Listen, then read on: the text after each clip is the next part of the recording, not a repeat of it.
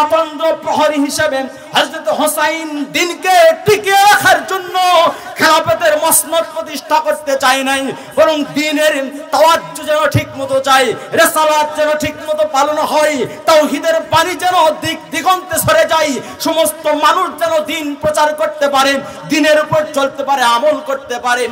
হযরত হোসেনের এই চিন্তা ভাবনা, এই তাকওয়ার উপর ভিত্তি করে তিনি মদিনা থেকে মক্কায় গেলেন, মক্কা থেকে ইরাকে গেলেন।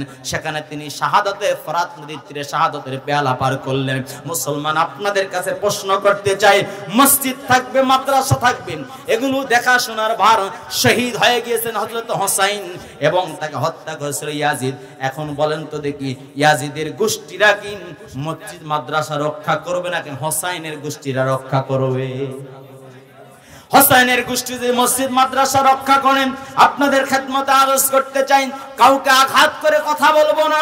আমাদের বর্তমান সময়ে মাইক পাইলে বা রাস্তা পাইলে বা স্টেজ পাইলে অনেক দাঙ্গা হাঙ্গামা করার সৃষ্টি করি, যার ফলশ্রুতিতে আজকে আমরা কথা বললে অ্যারেস্ট হয়ে যাই, কথা বললে আমাদেরকে গ্রেফতার করা হয়, কথা বললেই আমরা বিপদে পড়ে যাই। অথচ বাংলাদেশে বর্তমান সময়ে করুণ অবস্থা চলছে, জোরে বলুন ঠিক কিনা?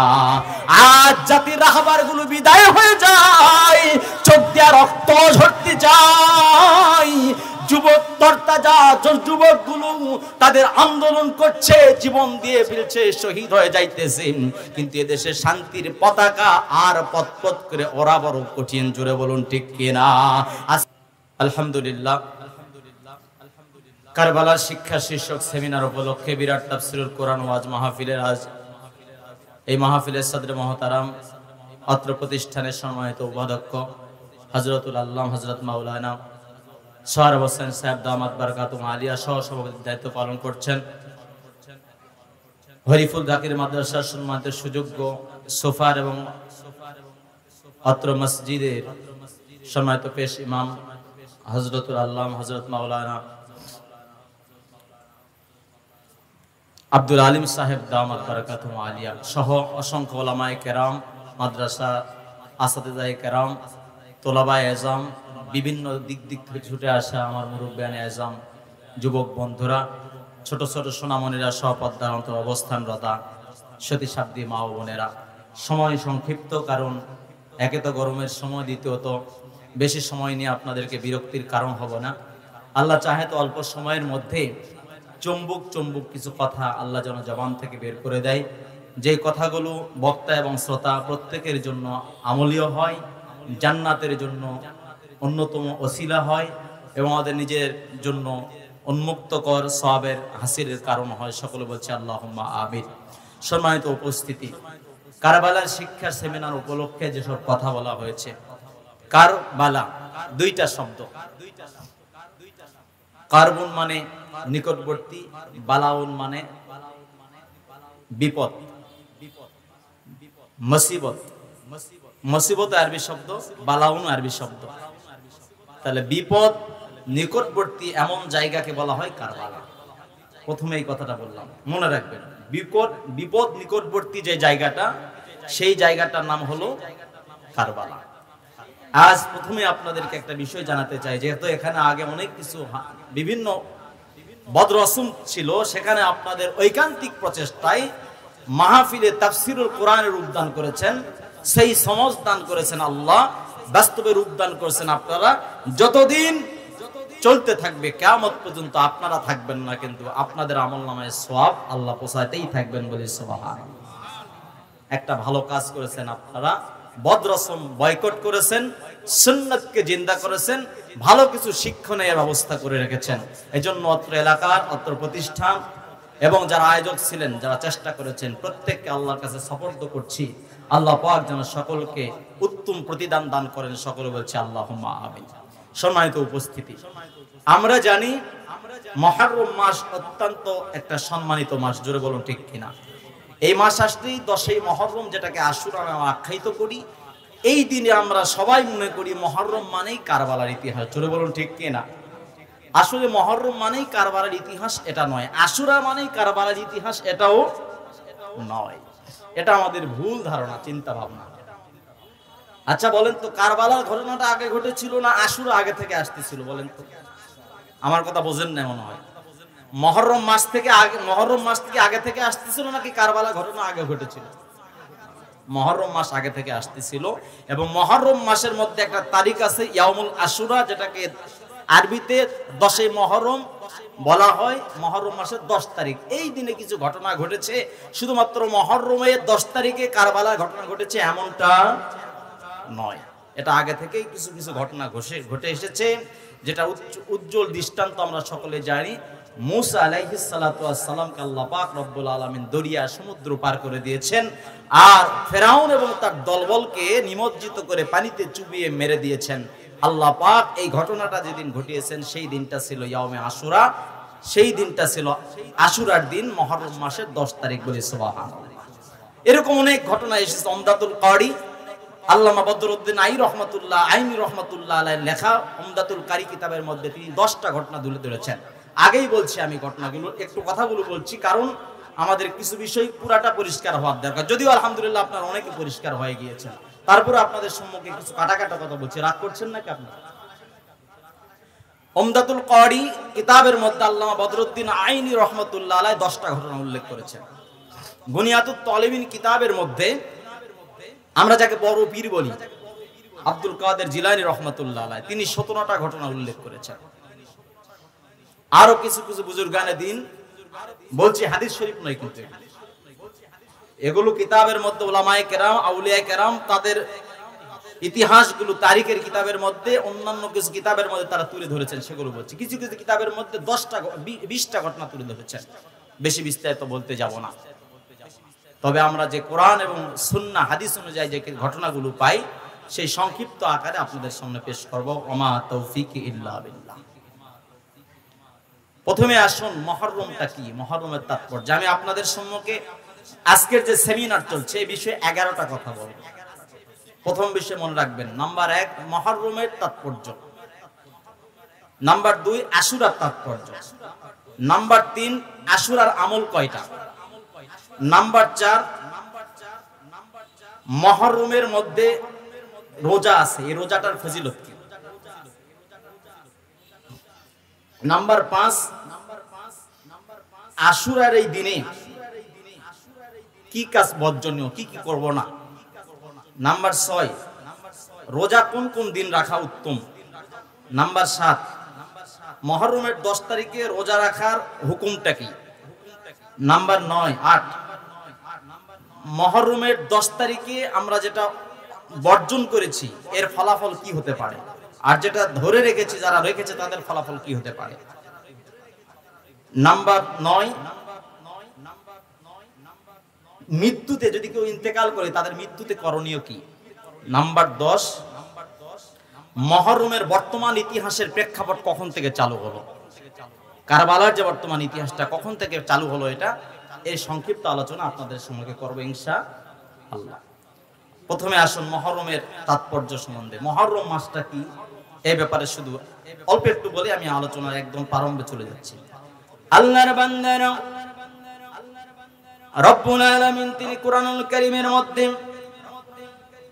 বর্ণনা করেন সূরাতুত তাওবার 36 নম্বর আয়াতের মধ্যে তিনি ঘোষণা করেন, আমরা যে মাসগুলো গণনা করি আপনাদের সম্মুখে আগে বলছি, আরবিতে 12টি মাস আছে, বাংলায় আমরা 12টি মাস গণনা করি। ইংরেজি যেটাকে বলি ঈশাই সন বা খ্রিস্টাব্দ, যেটাকে আমরা জানুয়ারি থেকে ডিসেম্বর পর্যন্ত, বাংলা যেটা বৈশাখ থেকে একেবারে চৈত্র পর্যন্ত, আরবিতে মুহররম থেকে জিলহজ পর্যন্ত। বছরে আরবির যেমন 12টি মাস আছে, বছরে ইংরেজি যেটা বলি ঈশাই সন খ্রিস্টাব্দকে 12টি মাস বলা হয়। আমরা গণনার ক্ষেত্রে বাংলা বৈশাখ থেকে চৈত্র পর্যন্ত 12টি মাস যেমন গণনা করি, আরবিতেও আল্লাহ পাক রব্বুল আলামিনের থেকে গৃহীত সিদ্ধান্ত, তিনি মুসলমানদের জন্য, আমাদের জন্য 12টি মাস তিনি নির্ধারণ করে দিয়েছেন, বলি সুবহানাল্লাহ। আমরা মুসলমান হিসেবে অনেকেই আরবি মাসে গণনা শুধুমাত্র রমজান মাসেই করে থাকি। বাঙালি হিসেবে বাংলার হিসাবও তেমন আমরা বলতে পারবো না। ইংরেজি সাল আমরা যেটাকে বলি, আদৌ ইংরেজি সালে কোনো ভিত্তি নাই, তারপরে ইংরেজি হিসেবে গণনা করে থাকি, সেখানে কোনো আমরা বার্গেনিং করছি না। তবে আমি আপনাদের বলবো, আরবি মাসের হিসাব রাখা এটা আমাদের মুসলমানদের জন্য ফরজে কিফায়া, বলি সুবহানাল্লাহ। ফরজে কিফায়া মানে জানাজা নামাজ যেমন এলাকার কিছু লোক আদায় করলে আদায় হয়ে যায়, অন্তত আপনারা সবাই হিসাব রাখতে না পারলেও ওলামায়ে কেরামরা তো কমপক্ষে হিসাব রাখে, এই জন্য সকলের হক আদায় হয়ে যায়, বলে সুবহানাল্লাহ। আপনাদের খেদমতে আরজ করতে চাই আল্লাহর বান্দারা, আল্লাহ পাক রব্বুল আলামিন বলেন সূরাতুত তাওবার 36 নম্বর আয়াতে আল্লাহ বলেন ইন্না ইদ্দাতাশ শুহুরি ইনদাল্লাহি 12 শাহরাম ফি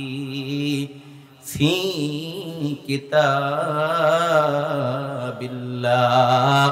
চিৎকার দিয়ে বলা যাবে কি সুবহানাল্লাহ। আরবিতে যে মাস আমরা গণনা করি মুহররম থেকে জিলহজ পর্যন্ত, এই 12টা মাস যে আমরা গণনা করি, এই গণনা আল্লাহ পাক রব্বুল আলামিন বলে দিয়েছেন নিশ্চয় আল্লাহ পাক তোমাদের জন্য 12টি মাস তিনি কোরআনুল কারীমের মধ্যে লিপিবদ্ধ করে দিয়েছেন, বলি সুবহানাল্লাহ। তোমাদের গণনার সুবিধার জন্য, নেক আমলের জন্য, তোমরা যাতে সুন্নাহ মোতাবেক চলতে পারো, এজন্য আল্লাহ পাক তার কিতাবের মধ্যে রাসূলের মাধ্যমে আল্লাহ পাক রব্বুল আলামিন 12টি মাস তোমাদের কাছে গণনা হিসেবে প্রেরণ করে দিয়েছেন, বলি সুবহানাল্লাহ। আল্লাহ পাক রব্বুল আলামিন বলেন ইয়াউমা খালাকাস সামাওয়াতি ওয়াল আরদা মিনহা আরবাআতুন হুরুম যালিকাদ দীনুল কাইয়্যুম। আল্লাহ পাক রব্বুল আলামিন কাইয়্যিম, আল্লাহ পাক বলেন শোনো, এর মধ্যে আমি আসমান সৃষ্টি করেছি, দিনে আমি আসমান সৃষ্টি করেছি, জমিন সৃষ্টি করেছি। আর এই আসমান ও জমিন সৃষ্টি করার কারণ হলো আসমানের নিচে জমিনের উপরে তোমরা বসে বসে ইবাদত করবা, এজন্য আমি রব তোমাদেরকে 12টা মাস তোমাদের কাছে আমি আল্লাহ নির্ধারিত করে দিয়েছি, বলেন সুবহানাল্লাহ। আল্লাহ পাক বলেন মিনহা আরবাতুন হুরুম, এর মধ্যে 4টি মাস হলো সম্মানিত মাস। এই 4টি মাসে তোমরা সম্মানিত মনে রাখবা, এই 4টি মাসে তোমাদেরকে ইবাদতের জন্য আল্লাহ পাক তোমাদের কাছে সম্মানিত করে দিয়েছেন। সম্মানিত মাস 4টি, একটা হলো জিলকদ, জিলহজ, মুহররম, এবং এদের মাঝখানে আরেকটা মাস আছে, সেটা হলো রজব। রাসূল বলেন আল্লাহ পাক রব্বুল আলামিন তোমাদের জন্য ধারাবাহিক 3টা মাস, জিলকদ মাস, জিলহজ মাস, মুহররম মাস, আর মাঝখানে একটা মাস হলো শাবান এবং রমজানের মাসে, শাবানের আগে একটা মাস আছে, সেই মাসটার নাম হলো রজব মাস।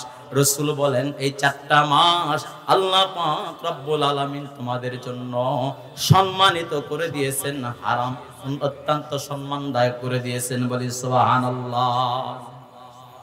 মুহররম মাসের কি কাজ? 1 নাম্বার বললাম কোরআনুল কারীম থেকে আলোচনা করলাম। মুহররমের তাৎপর্য হাদিস থেকে বলছি, আল্লাহ পাকের রাসূল বলেন ওয়া নবী হুরায়রা রাদিয়াল্লাহু তাআলা আনহু আন্নাহু قال قال رسول الله صلى الله عليه وسلم أفضل الصيام بعد رمضان شهر الله المحرم وأفضل الصلاة بعد الفريضة صلاة الليل رواه مسلم বলি সুবহানাল্লাহ।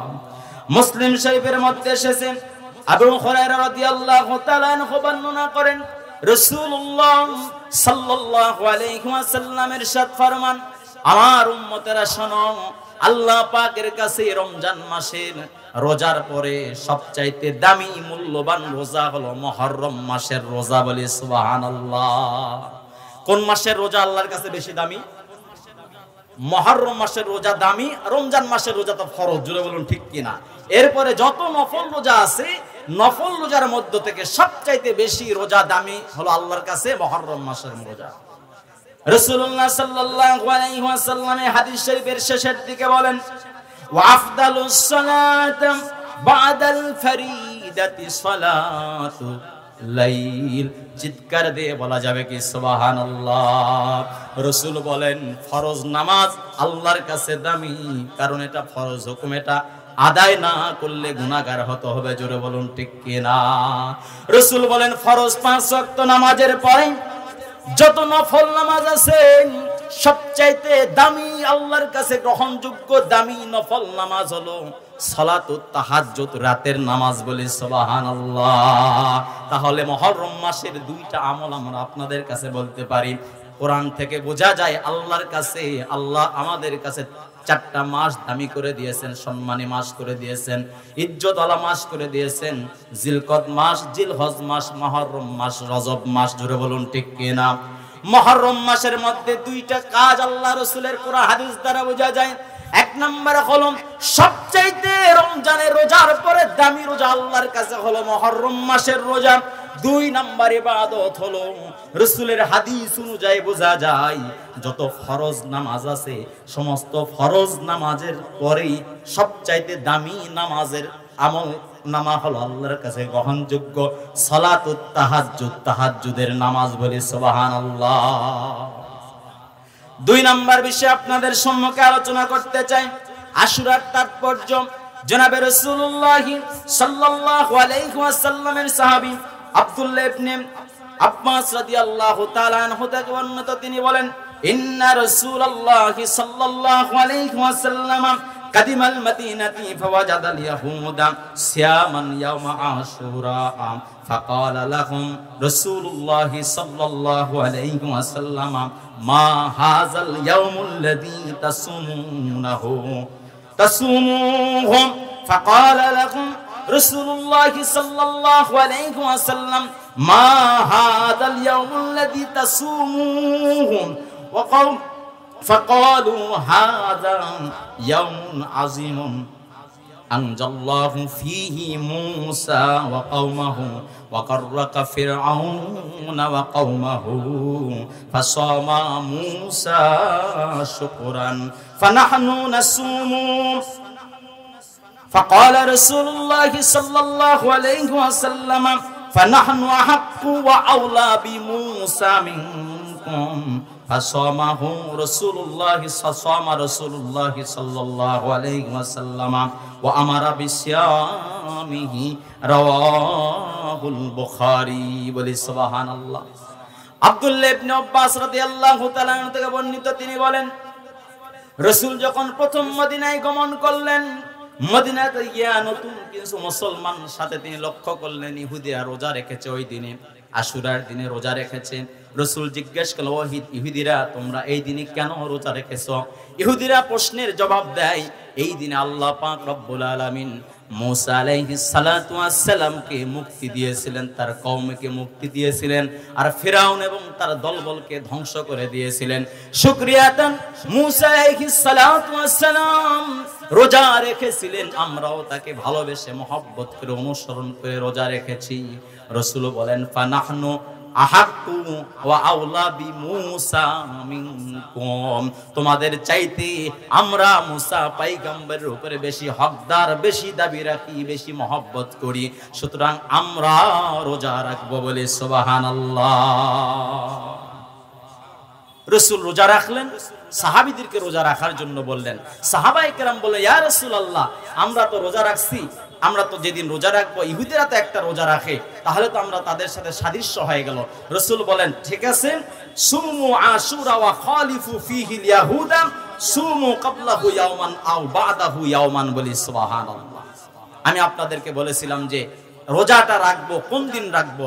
রাসূল বলেন, যখন সাহাবায়ে কেরাম প্রশ্ন করল, ইয়া রাসূলুল্লাহ, সাহাবীরা বলেন যে আমরা যদি ইহুদিদের মতো একটা রোজা রাখি তাহলে তো তাদের মতো হয়ে গেল, আমরা কি ব্যতিক্রম কোনো কিছু করা যায় কিনা? রাসূল বললেন, ঠিক আছে, তাহলে তোমরা ইহুদিদের বিপরীত করো, এই দিনে তোমরা রোজা রাখবা, তার আগের দিনে একটা রাখো অথবা তার পরের দিনে একটা রাখো। বলে সুবহানাল্লাহ। রাসূলুল্লাহ সাল্লাল্লাহু আলাইহি ওয়াসাল্লাম বলেন, সুমু ইয়াউমিত তাসি, হাদিস শরীফে এসেছে তোমরা নবম দিনে রোজা রাখো। আর একটা হাদিসে স্পষ্ট রাসূল বলেন, সুমনাল ইয়াউমাত তাসিয়াম, যদি আগামী বছর আমি বেঁচে থাকি ইনশাআল্লাহ আগামী বছর আমি নবম দিনে রোজা রাখবো এবং দশম দিনে রোজা রাখবো। বলে সুবহানাল্লাহ। রাসূল বলেন, যদি আমি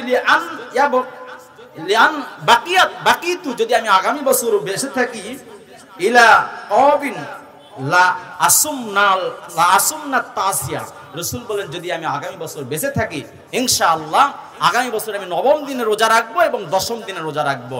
এ দ্বারা বোঝা যায় মুস্তাহাব আমল হলো, উত্তম আমল হলো 10 তারিখ এবং 9 তারিখ, অর্থাৎ আজকে তো 10 পার হয়ে গিয়েছে, গতকাল এবং আজকে যে দিন রোজা রেখেছি আমরা, এটাই হলো উত্তম রোজা।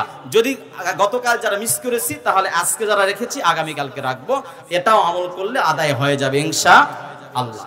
সম্মানিত আল্লাহর বান্দারা, চলে আসবে না, এখন আসবে না, উনি আসছেন। খেদমতে আরজ করতে চাই, আমি আপনাদের খেদমতে বলছিলাম, মুহররম মাসের তাৎপর্য বললাম, আশুরার তাৎপর্য বললাম। জনাবে রাসূলুল্লাহ সাল্লাল্লাহু আলাইহি ওয়াসাল্লাম হাদিস শরীফে ইরশাদ ফরমান, আশুরার রোজার ব্যাপারে তিনি বলেন, আল্লাহ রাসূল বলেছেন ফজিলতের ব্যাপারে, সিয়ামু ইয়াউমি আশুরা ইন্নী আহতাসিবু আলাল্লাহি আইয়ুকাফিরাস সানাতাল্লাতী ক্বাবলাহু। চিৎকার দিয়ে বলা যাবে কি সুবহানাল্লাহ। মুসলিম শরীফের হাদিসের মধ্যে রাসূল বলেন, আশুরার দিনে যদি কেউ রোজা রাখে, আল্লাহ পাক রাসূল বলেন আশুরার দিনে যদি কেউ রোজা রাখে, আল্লাহ পাক রাসূল বলেছেন রোজা রাখার কারণে আশুরার দিনের ফজিলত হিসেবে আল্লাহ পাক রব্বুল আলামিন তার বিগত বছরের গুনাহগুলো তার মাফ করে দিবেন, বলে সুবহানাল্লাহ। তার মানে বোঝা যায় আশুরার দিনে যদি আমরা কেউ রোজা রাখতে পারি, এক একটা রোজার সওয়াব হলো এক এক বছরের বিগত দিনের গুনাহ আমার আমলনামা থেকে মাফ হয়ে যাবে, বলে সুবহানাল্লাহ। তাহলে আশুরার দিনে রোজার ফজিলত পাইলাম। 4 নাম্বার ফজিলত, 4 নাম্বার বিষয় আপনাদেরকে শেষ করলাম। মুহররমের রোজার ফজিলত বলা হয়েছে, মুহররমের তাৎপর্য বলা হয়েছে, আশুরার তাৎপর্য বলা হয়েছে, আশুরা রোজার ফজিলত আপনাদের সম্মুখে বললাম। এখন আপনাদের সম্মুখে আরেকটা কথা বলবো, আশুরার দিনে আর কি করা যায়। জনাবে রাসূলুল্লাহ সাল্লাল্লাহু আলাইহি ওয়াসাল্লামের হাদিস অনুযায়ী মাকাসিদুল হাসানা কিতাবের মধ্যে এসেছে, মাওয়াসআ আলা আলিহি ওয়া আহলিহি ইয়াউমা আশুরা ওয়াসআল্লাহু আলাইহি সাইরা সানাতিহি আও কামা ক্বালা আলাইহিস সালাতু ওয়াস সালাম। চিৎকার দিয়ে বলা যাবে কি সুবহানাল্লাহ। মাকাসিদুল হাসানা কিতাবের মধ্যে এসেছে, যদি কোনো আল্লাহর বান্দা মুহররমের 10 তারিখ আশুরার দিনে তার পরিবারের জন্য সামর্থ্য মতো একটু ভালো খাবারের ইন্তজাম করেন, ভালো একটু পরিধেয় বস্ত্রের ইন্তজাম করেন, আল্লাহ পাকের রাসূলের কথা অনুযায়ী বোঝা যায় আল্লাহ পাক রব্বুল আলামিন পুরা বছর তাকে সম্মানের সাথে রিজিক দান করবেন, বলে সুবহানাল্লাহ। তার রিজিকের প্রশস্ততা দান করবেন। এজন্য আমরা একটু মহব্বত করে আশুরার দিনে একটু ভালো ভালো খাবার একটু যতটুকু পারা যায় করি। জোরে বলুন ঠিক কি না? আশুরার দিনে কিছু কাজ আপনাদের কাছে বলা হলো। আশুরার দিনে আর কি করণীয় করা যায়? আশুরার দিনে আমাদের করণীয় কাজ আরো 2টা কাজ রয়েছে। 1 নাম্বার হলো আশুরার দিনেই আমরা রোজা রাখবো ইনশাআল্লাহ। আরেকটা কাজ হলো আশুরার দিনে আমরা বেশি বেশি তওবা ইস্তেগফার করব, বলে সুবহানাল্লাহ। দলিল কি? আল্লাহ রাসূল সাল্লাল্লাহু আলাইহি ওয়াসাল্লাম হাদিস শরীফে ইরশাদ ফরমান, আম্মা জান আয়েশা হাফসা রাদিয়াল্লাহু তাআলা আনহা বর্ণনা করেন, জনাবে রাসূলুল্লাহ সাল্লাল্লাহু আলাইহি ওয়াসাল্লাম তিনি 4টি কাজ কখনো ছেড়ে দিতেন না। আরবাআত লাম ইয়াকুন ইয়াদা'আন নাবিয়্য সাল্লাল্লাহু আলাইহি ওয়াসাল্লাম সিয়ামু ইয়াউমি আশুরা ওয়াল আশরা ওয়া সালাসাতি আইয়ামিন মিন কুল্লি শাহরিন ওয়া রাকাতাইনি ক্বাবলা সালাতাল গাদা, বলে সুবহানাল্লাহ। নাসাই শরীফের হাদিসের মধ্যে পাওয়া যায়, হযরত আলী রাদিয়াল্লাহু তাআলা আনহু বলেন, আল্লাহ পাক রাসূলুল্লাহ সাল্লাল্লাহু আলাইহি ওয়াসাল্লাম ইরশাদ করেছেন, আল্লাহ পাক রাসূল বলেন, হযরত আলী রাদিয়াল্লাহু তাআলা আনহু বলেছেন, রাসূলুল্লাহ সাল্লাল্লাহু আলাইহি ওয়াসাল্লাম ইরশাদ ফরমান, রাসূলের ইরশাদ ফরমানোর আগে হযরত আলী বলেন, রাসূলের কাছে গিয়ে সাহাবী জিজ্ঞেস করে, ইয়া রাসূলুল্লাহ আইয়ুল আমালু আইয়ুস সাওমু আলাল্লাহি আফদা আইয়ুস সাওমি আফদালু আলাল্লাহি সুবহানাহু ওয়া তাআলা আযজা ওয়া জাল্লা বাদা রমাদানা। ওগো আল্লাহর রাসূল, রমজানের রোজার পরে সবচাইতে আল্লাহর কাছে গ্রহণযোগ্য ভালো উত্তম কোন রোজাটা বেশি আল্লাহর কাছে দামি? রাসূল বলেন, আমার উম্মত শোনো, আল্লাহর কাছে রমজানের রোজার পরে আশুরার রোজা, মুহররমের রোজাটা আল্লাহর কাছে বেশি দামি, বলে সুবহানাল্লাহ। রাসূল বলেন, আর এই দিনে যদি কেউ তাওবা করেন, রাসূলুল্লাহ সাল্লাল্লাহু আলাইহি ওয়াসাল্লাম বলেন, তাবাল্লাহু ফি আলা কওমিন ওয়া ইয়াতুবু ফিহি আলা কওমিন আখারিন। চিৎকার দিয়ে বলা যাবে কি সুবহানাল্লাহ। আর এই দিনে যদি কেউ তওবা করে, আল্লাহ পাক রব্বুল আলামিন কিয়ামত পর্যন্ত সমস্ত বান্দাদের তওবা কবুল করে নেবেন, বলি সুবহানাল্লাহ। কারণ রাসূল বলেন, এই দিনে যারা তওবা করেছিলেন প্রত্যেকের তওবা আল্লাহ কবুল করে নিয়েছিলেন। বিশেষ করে আশুরার দিনে যদি কেউ তওবা করেন, তওবা সব সময় আমাদের করতে হবে। বিশেষ করে যদি আশুরার দিনে কেউ তওবা করে, রাসূল বলেন তার তওবা আল্লাহ পাক রব্বুল আলামিন কবুল করবেন। কারণ আশুরার দিনে যারা তওবা করেছিলেন বিগত দিনে, হযরত আদম আলাইহিস সালাতু ওয়াস সালাম তওবা করেছেন, আল্লাহ কবুল করে নিয়েছিলেন। দাউদ আলাইহিস সালাতু ওয়াস সালাম তওবা করেছেন, আল্লাহ কবুল করে নিয়েছিলেন। ইদ্রিস আলাইহিস সালাতু ওয়াস সালামকে কবুল করে নিয়েছিলেন। হযরত ইব্রাহিম আলাইহিস সালাতু ওয়াস সালামকে কবুল করে নিয়েছিলেন। যারাই তওবা করবে কিয়ামত পর্যন্ত আল্লাহ পাক তাদের প্রত্যেকের তওবা কবুল করে নেবেন, বলে সুবহানাল্লাহ। আশুরার দিনে দুইটা কাজ আমরা পেলাম। এক নাম্বার কাজ হলো রোজা রাখা, দুই নাম্বার কাজ হলো বেশি বেশি তওবা করা। জোরে বলুন ঠিক কিনা? আমি আপনাদের সম্মুখে আলোচনা করতে চাই, আর একটা ফাঁকে আলোচনা করে ফেলেছি। কোন তারিখে আসলে রোজা রাখবো? উত্তম হলো 9-10 তারিখে রোজা রাখা। যদি কোনো কারণবশত এনিহাউ মিস্টেক 9 তারিখ হয়ে যায়, তাহলে 10 তারিখ এবং 11 তারিখে রোজা রাখলেও মুস্তাহাব আদায় হয়ে যাবে, বলি সুবহানাল্লাহ। আশুরা রোজা এটা কি ফরজ না মুস্তাহাব? মুস্তাহাব বা নফল। কারণ কি কিভাবে পেলাম? হযরত আব্দুল্লাহ ইবনে ওমর রাদিয়াল্লাহু তাআলা থেকে বর্ণিত, তিনি বলেন রাসূলুল্লাহ সাল্লাল্লাহু আলাইহি ওয়াসাল্লাম বলেছেন, রমজানের রোজা যখন ফরজ হয়ে গেল তখন তিনি বললেন, মান শাআ সামা আও মান শাআ তারাকা। যদি কেউ চায় আশুরা রোজাটা রাখতে চায় রাখতে পারে, আর যদি কেউ বাদ দিতে চায়, তরক করতে চায়, তরক করতে পারে। আশুরা রোজা নফল আদায় করলে অনেক সওয়াব পাওয়া যায়, যদি বাদ হয়ে যায় গুনাহ হবে না। তাহলে বোঝা যায় আশুরা রোজার হুকুম হলো মুস্তাহাব। পেয়ে গেছেন আপনারা? বর্জন কি আশুরার দিনে কি কি বর্জন করব? আশুরার দিনে বেশ কিছু বিষয় আমাদেরকে বর্জন করতে হবে না। নাম্বার 1 হলো আমরা বর্জন করব মাতম জারি, যেটা আমরা আহাজারি করি, মাতম বর্জন করব, আহাজারি বন্ধ করব। আমরা বুক সিয়ার কাটা, শরীর কাটা, রক্তপাত এগুলো আমাদের বর্জন করতে হবে। আমরা মুরসিয়া বহন করতে হবে, বর্জন করতে হবে। কান্নাকাটি, আমাদের শরীর সেরা, কাপড় চোপড় সেরা বর্জন করতে হবে। বিশেষ করে হাই হোসেন করে যারা শরীরে ব্লেড দিয়ে কেটে আঘাত করে একটু রক্ত ছিটাইয়া অন্যান্য কার্যকলাপ করে, এগুলো বর্জন করতে হবে। এই দিন উপলক্ষ করে সিন্নি টিন্নি বিভিন্ন পাকায়া অনেক কিছু আয়োজন করা, এটা বর্জন করতে হবে। নিয়ত রাখতে হবে, আল্লাহ রাসূল বলেছেন এই পরিবারের জন্য যদি কেউ খরচ করে আল্লাহ পাক তাকে শান্তি দিবেন, পুরা বছর ভালো রাখবেন। এই নিয়তে যদি খান কোনো আপত্তি নাই। কিন্তু কারবালার দিনে আমি মানুষকে পানি পান করাবো, কারণ ইমাম হোসেন পানি পায় নাই, এই জন্য পানি পান করাবো, এই নিয়তে যদি কেউ করে তাহলে তার গুনাহ হবে। এগুলো বর্জন করতে হবে। বুঝতে পেরেছেন আপনারা? এরপরে সর্বশেষ বিষয় আপনাদের কাছে বলবো যে বর্তমান যে আমরা কারো মৃত্যুবরণ করলে প্রথম কাজ হলো ইন্না লিল্লাহি ওয়া ইন্না ইলাইহি রাজিউন বলা। দ্বিতীয় কাজ হলো তার জন্য আল্লাহ পাকের কাছে ইস্তেগফার এবং জান্নাতের জন্য দোয়া করা। এই দুইটা কাজ হলো কেউ ইন্তেকাল করলে কাজ করা।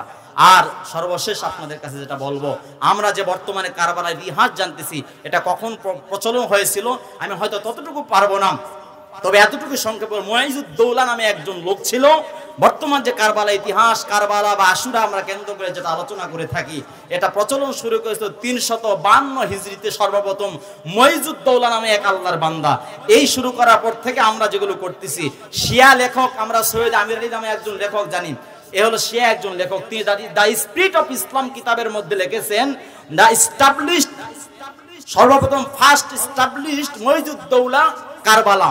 কারবালার ইতিহাসকে আশুরার ইতিহাস হিসেবে সর্বপ্রথম হিস্ট্রিতে প্রথম শিয়ারা যারা করেছিল তার মধ্যে মুয়াইজুদ্দৌলা প্রথম করেছিল। বাস আমি আপনাদের সম্মুখে বললাম, বর্তমানে যে আলোচনা আমরা করে থাকি এটা শুরু করেছিল মুয়াইজুদ্দৌলা নামে একজন ব্যক্তি। এদিকে আর যাব না, শুধু আপনাদের খেদমতে আরজ করতে চাই, হযরত হুসাইন রাদিয়াল্লাহু তাআলা শহীদ হয়েছেন। আমাদের কষ্ট আছে না নাই? আমাদের অতি কষ্ট আছে। হুসাইন রাদিয়াল্লাহু তাআলা তার দলবল সহ শহীদ হয়ে গেলেন, পুরা পরিবারে 72 জন শহীদ হয়ে, আমাদের কষ্ট আছে। আল্লাহর বান্দারা তাদের কষ্টের কারণে, তাদের শহীদ হওয়ার কারণে তারা আমাদেরকে মহব্বত করেন, দ্বীন রক্ষার জন্য তারা আমাদেরকে ভালোবেসেন। হযরত হুসাইন রাদিয়াল্লাহু তাআলা শহীদ হয়ে গেলেন। তাদেরকে যারা শহীদ করে দিল, নিঃসন্দেহে তারা ভালো কাজ করেন, অত্যন্ত জুলুম করেছেন, খারাপ কাজ করেছেন। হযরত হুসাইন যে শহীদ হয়ে যাবেন রাসূল অনেক আগেই বুঝতে পেরেছিলেন। জনাবে রাসূলুল্লাহ সাল্লাল্লাহু আলাইহি ওয়াসাল্লাম হযরত আনাস রাদিয়াল্লাহু তাআলা বলেন, উম্মে সালমার ঘরে রাসূল একদিন বসা ছিলেন, ওই সময় বৃষ্টির ফেরেশতা তার ঘরে ঢুকলেন। রাসূল বললেন, ঘর পাহারা দাও, দরজা পাহারা দাও, ঘরে যেন কেউ না ঢোকে। হযরত রাসূলের কাছে বৃষ্টির ফেরেশতা, ইয়া রাসূলুল্লাহ, এর মধ্যে হঠাৎ করে হুসাইন তার কোলে, তার পিঠে এসে বসে ঘোড়ার মধ্যে বসতে থাকে। হযরত রাসূলের কাছে ফেরেশতা বলে, ইয়া রাসূলুল্লাহ, কে হয়? বলে, হুসাইন। আপনি মনে হয় খুব ভালোবাসেন। বলে, হ্যাঁ। আপনি জেনে রাখেন আপনার এই নাতিকে একটা জায়গায় মুসলমানরা শহীদ করে দিবেন। বলি নাউজুবিল্লাহ। রাসূল বুঝতে পেরেছিলেন, তাকে মাটিও দেখানো হয়েছে। ইয়া রাসূলুল্লাহ, দেখেন এই মাটি সেখান থেকে আপনাকে দেখালাম যেখানে আপনার কলিজার টুকরা হুসাইনকে শহীদ করে দেওয়া হবে। ওই ঘটনা আপনাদের কাছে বলছি না, আমি শুধু আপনাদের খেদমতে আরজ করতে চাই, আল্লাহর বান্দারা যারা হযরত হুসাইনকে শহীদ করে দিয়েছিল, নিঃসন্দেহে তারা গুনার কাজ করেছিল। কিন্তু আমাদের মনে রাখতে হবে, হযরত হুসাইনের আলোচনা করতে গিয়ে মুআবিয়া রাদিয়াল্লাহু তাআলা আনহুর দিকে যেন তীর নিক্ষেপ না হয়, তাকে যেন দোষারোপ করা না হয়। এজন্য আমরা দোয়া করব, যারা শহীদ হয়ে গিয়েছেন আল্লাহ পাক যেন তাদের জান্নাত নসিব করেন। এখন আপনাদের খেদমতে আরজ করতে চাই, পৃথিবীতে যা কিছু ঘটেছিল সব কিছু, অনেক বিষয় 10ই মুহররম হয়েছিল। একটা ফিরিস্তা আপনাদের সামনে বসার বলার ইচ্ছা আছে, কিন্তু বলতে পারবো না। যদি তৌফিক হয় কোনো এক সময় বলবো। শুধুমাত্র এতটুকু বিষয় আপনাদের কাছে বলতে চাই, বাংলার জমিনে যত মসজিদ আছে, যত মাদ্রাসা আছে, এগুলো হেফাজত করার জন্য আজ থেকে 1500 বছর আগে ইমাম হুসাইন রাদিয়াল্লাহু তাআলা আনহু তার দলবল সহ 72 ফ্যামিলির সবাই সদস্যরা ইন্তেকাল করলেন। মুসলিম ইবনে আকিল শহীদ হয়ে গেলেন, হুর ইবনে জিয়াদ শহীদ হয়ে গেলেন, আব্দুল্লাহ তার শিশু পুত্র একদম মাসুম বাচ্চা শহীদ হয়ে গেলেন দ্বীন রক্ষার জন্য। এজন্য বলা হয়, শহীদের কারবালা রক্তের বিনিময়ে ইসলাম আবার নতুন ভাবে জিন্দা হয়েছে। কথাটা একদম মিথ্যা নয়। এজিদে মুসলমান যারা আছে এরা তো একদিকে পার্টিসিপেট হয়ে গিয়েছে, হুসাইনি মুসলমান যারা আছে ইসলামকে রক্ষা করার জন্য, দ্বীনকে রক্ষা করার জন্য, আহলে ওয়াসাল আহলে সুন্নাত ওয়াল জামাতকে রক্ষা করার জন্য, দ্বীনের অতন্দ্র প্রহরী হিসেবে হযরত হুসাইন দ্বীনকে টিকিয়ে রাখার জন্য খেলাফতের মসনদ প্রতিষ্ঠা করতে চায় নাই, বরং দ্বীনের তাওয়াজ্জু যেন ঠিকমতো যায়, রিসালাত যেন ঠিকমতো পালন হয়, তাওহীদের বাণী যেন দিক দিগন্তে ছড়ে যায়, সমস্ত মানুষ যেন দ্বীন প্রচার করতে পারে, দ্বীনের উপর চলতে পারে, আমল করতে পারে। হযরত হুসাইনের এই চিন্তা ভাবনা, এই তাকওয়ার উপরে ভিত্তি করে তিনি মদিনা থেকে মক্কায় গেলেন, মক্কা থেকে ইরাকে গেলেন। সেখানে তিনি শাহাদাতে ফরাত নদীর তীরে শাহাদাতের পেয়ালা পার করলেন।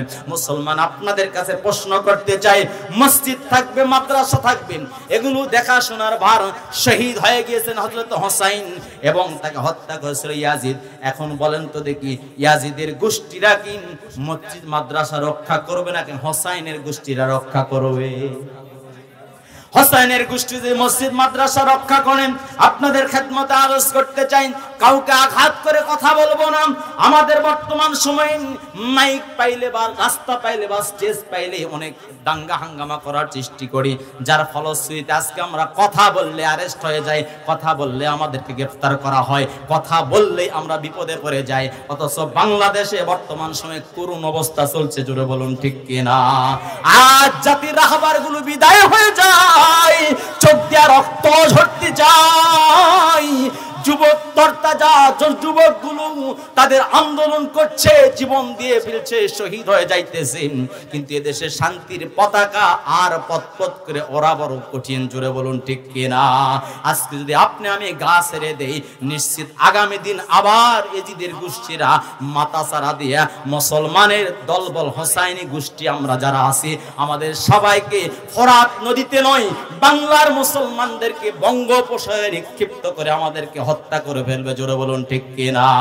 কারা কারা পারবো মসজিদ মাদ্রাসা রক্ষার জন্য নিজেকে সব সময় প্রস্তুত রাখবো? লিল্লাহি তাকবীর। আল্লাহ কবুল করেন। সকলে বলছে আমিন। আমি আপনাদের খেদমতে আরজ করতে চাই, মসজিদের কাজ হইতেছে, মসজিদ আল্লাহর ঘর। রাসূল বলেন মসজিদ দুনিয়াতে যদি একটু ঘরের একটু সহযোগিতা ঘর তৈরি করে, আল্লাহ পাক তার জন্য জান্নাতে ঘর তৈরি করবেন। মসজিদে দুতলায় কাজ আছে তো হুজুর না, দুতলায় কাজের জন্য অল্প একটু আপনাদের সহযোগিতা, প্রায় অল্প একটু বলতে সেখানেও ওয়াশরুম টু বিভিন্ন কিছু হয়েছে, অনেক কাজ হয়ে গিয়েছে। 7 লক্ষ টাকার মতো, 7.5 লক্ষ টাকার মতো ঋণ আছে বা এরকম একটা কিছু হুজুর আমাকে বললেন। আমি জি আর 5 লক্ষ টাকা লাগবে। 5 লক্ষ টাকা অনেক বেশি কিছু নয়। আল্লাহর ফজলে আপনাদের কাছে আশ্চর্য হবেন, আমি আমার বাড়ির মসজিদে আলোচনা করতে গিয়ে আদায় করতে করতে 14 লক্ষ টাকার মতো আদায় করে ফেলেছি। মসজিদের কাজ হয়েছে আলহামদুলিল্লাহ, এখন তো 27 লক্ষ টাকার কাজ হয়ে গিয়েছে। সব আপনাদের মতো মানুষের দেওয়া বলে আলহামদুলিল্লাহ। এই মসজিদের কাজ হয়েছে, আর 7 লাখ 5 লাখ টাকা মতো লাগবে। আমি আপনাদের কাছে একটু আর্জি করি, এখনই কি এখনই করে ফেলবো কালেকশনটা। আপনাদের কাছে একটা আর্য করি, সময় আপনাদের নিতে পারবো না। আমি উমদাতুল কাওয়াই কিতাবের মধ্যে যে 10টা ঘটনা উল্লেখ করেছেন, 1 নাম্বার হযরত আদম আলাইহিস সালাতু ওয়াস সালামের তওবা আল্লাহ কবুল করেছিলেন। 1 নাম্বার এটা বললাম। ঘটনাটা উমদাতুল কারি বদরুদ্দিন আইন রাহমাতুল্লাহ আলাইহি লেখা উমদাতুল কারি কিতাবের মধ্যে এসেছে। তিনি বলেন 10ই মুহররম আশুরার দিনে আল্লাহ পাক রব্বুল আলামিন পৃথিবীতে অনেক বিজয় দান করেছিলেন, পরাজয় অনেক লোকের ঘটেছিল, অনেক জাতির ঘটেছিল। এর মধ্যে 1 নাম্বার বলেন হযরত আদম আলাইহিস সালাতু ওয়াস সালামের তওবা এই 10ই মুহররম কবুল করেছিলেন। 2 নাম্বার হযরত নূহ আলাইহিস সালাতু ওয়াস সালামের নৌকা যদি পাহাড়ে ভিড়েছিল। 3 নাম্বার হযরত ইউসুফ আলাইহিস সালাতু ওয়াস সালাম এই দিন কূপ থেকে মুক্তি পেয়েছিলেন। 4 নাম্বার হযরত দাউদ আলাইহিস সালাতু ওয়াস সালাম এই দিনে রাজত্ব ফিরে পেয়েছিলেন। এবং হযরত 5 নাম্বার হযরত ইয়াকুব আলাইহিস সালাতু ওয়াস সালাম তার ছেলেকে এই দিনে ফিরে পেয়েছিলেন এবং তার দৃষ্টি ফিরে পেয়েছিলেন। 5 নাম্বার হযরত দাউদ আলাইহিস সালাতু ওয়াস সালামের তওবা এই দিন কবুল হয়েছিল।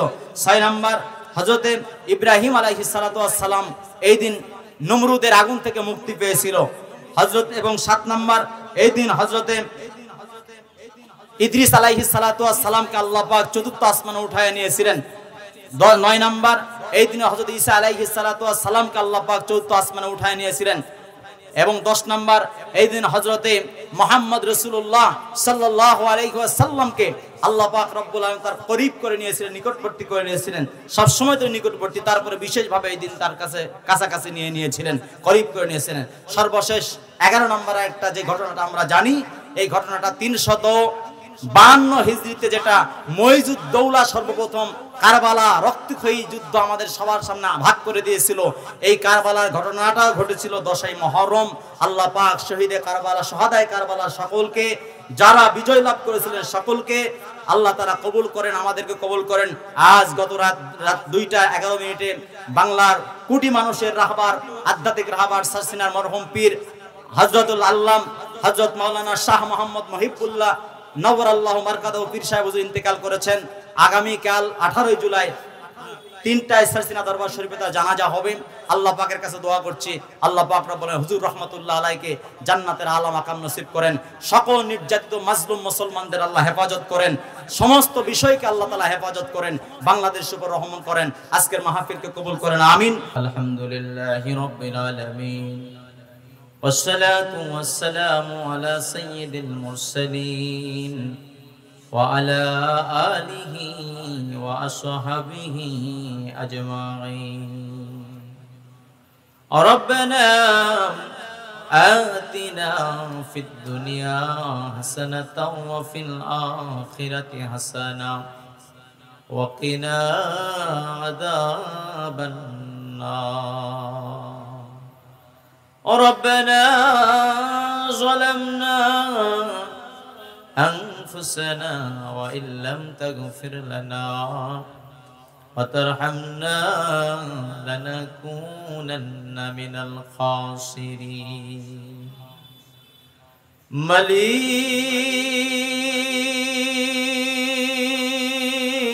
مليك أغا অসহায়ের মালিক,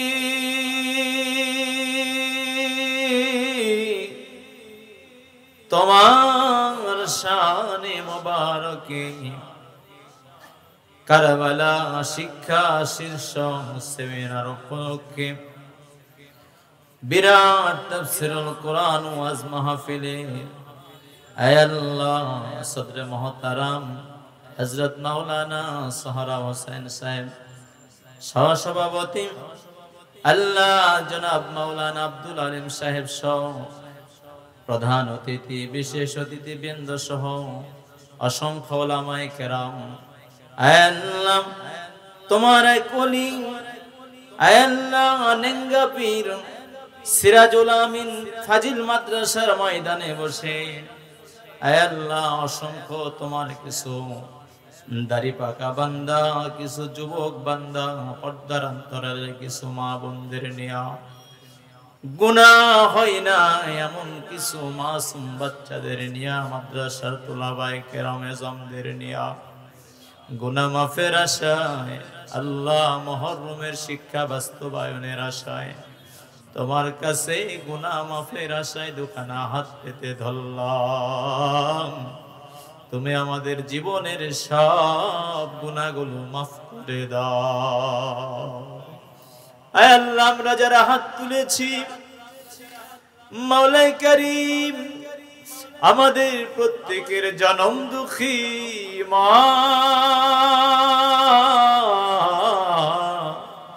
দরদের আব্বা যারা দুনিয়া থেকে বিদায় হয়ে গেছেন আল্লাহ, যাদের কবরের খবর আমরা কেউ জানি না, কবর থেকে আমাদের মা বাবা চিৎকার দিয়ে বলেন ও ছেলে রে,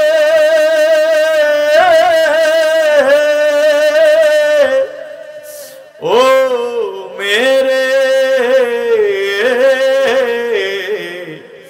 দুনিয়ায় ফেলে আসা কোনো মান সম্মান টাকা পয়সা সম্পদের ভাগ চাই না, তোর জনম দুঃখী মা দরদের আব্বা অন্ধকার কবরে আমরা বড় অসহায়, দুফোঁটা চোখের পানি ভিক্ষা দে। আয় আল্লাহ সন্তানের দোয়া তুমি কবুল ফরমাও। আল্লাহ ময়দানে এবং বাহিরে আমার যে বাপজান ভাইজানেরা হাত তুলেছে, মা বোনেরা হাত তুলেছেন, আল্লাহ প্রত্যেকের মা বাবার কবরগুলোকে জান্নাতের বাগান বানায়া দাও। আয় আল্লাহ যারা হাজির আছে, যারা হাজির থাকতে পারে না, যারা হাত উঠাইতেও পারে নাই, আল্লাহ এলাকা থেকে যারা বিদায় হয়ে গেছেন এই বিশাল এলাকার আল্লাহ সবার কবরগুলোকে জান্নাতের বাগান বানায়া দাও। প্যান্ডেলের উত্তর পাশে তোমার ওলি ঘুমিয়ে আছেন আল্লাহ, বিশাল কবরস্থানে তোমার অনেক বান্দা বান্দি ঘুমিয়ে আছেন আল্লাহ। মাদ্রাসার ময়দান থেকে কবরবাসীদের জন্য, বিভিন্ন এলাকার কবরবাসীদের জন্য দোয়া করি মাওলা। কখন আমরা মারা যাব জানি না, আমাদের জন্য কে দোয়া করবে তাও জানি না। আয় আল্লাহ এমন সন্তান তুমি পয়দা করে দিও মরণের পরে জবান থেকে যেন বলতে পারে রব্বির হামহুমা কামা রব্বায়ানি সগীরা, রব্বির হামহুমা কামা রব্বায়ানি সগীরা। একটু এরকম যোগ্য সন্তান তুমি তৈরি করে দিও আল্লাহ। আয় আল্লাহ মাহফিলকে তুমি কবুল ফরমাও, মাদ্রাসাকে কবুল ফরমাও, মসজিদকে কবুল ফরমাও, বিভিন্ন এলাকা থেকে ছুটে আসা সকলকে তুমি কবুল ফরমাও। আয় আল্লাহ জাতির রাহবার, আধ্যাত্মিক রাহবার সারসিনার পীর সাহেব হুজুর রহমাতুল্লাহ আলাইহি আজকে ইন্তেকাল করেছেন মাওলা, মেহেরবানি করে হুজুরকে জান্নাতের আলা মাকাম নসিব করে দাও। আল্লাহ শুহাদায়ে কারবালা যারা শহীদ বরণ করেছেন আল্লাহ, শাহাদাতের পেয়ালা যারা পান করেছেন প্রত্যেকের রুহানি তাওয়াজ্জু ফয়ুজ আনোয়ার আমাদের নসিব করে দাও। সুবহান রাব্বিকা রব্বিল ইজ্জাতি আম্মা ইয়াসিফুন ওয়া সালামুন আলাল মুরসালিন। মৌতের সময় আমাদের জবানে তুমি জারি করে দিও লা ইলাহা ইল্লাল্লাহু মুহাম্মাদুর রাসূলুল্লাহ। সকলে বলছে সাল্লাল্লাহু আলাইহি ওয়াসাল্লাম।